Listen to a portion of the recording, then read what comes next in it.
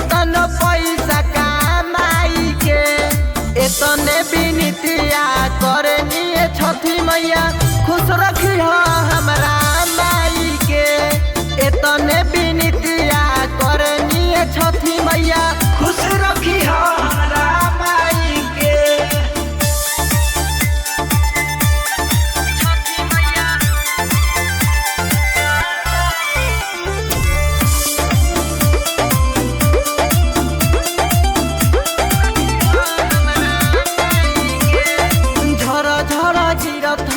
अखिया से लोरावा जोहत होई है राहवा जोहत होई है राहवा के लेके जाई माथा पर दौड़वा सोचत होई है बतावा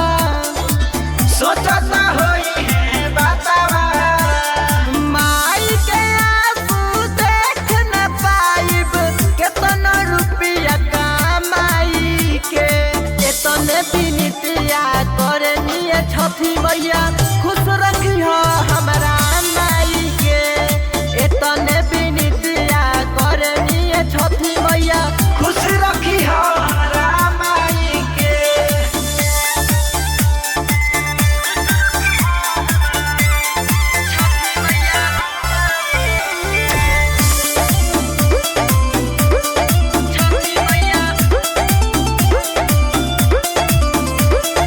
कबो नहीं करब माई ऐसन भूलावा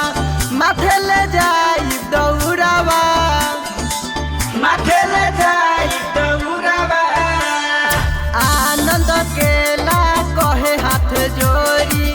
माफ कर दी माई भूलावा माफ कर दी माई भूलावा आदित्य गोसाई कृपा देखाई दूर ना होई कबो माई से एतने बिनतिया करनी छठी मैया खुश रखी हो हमरा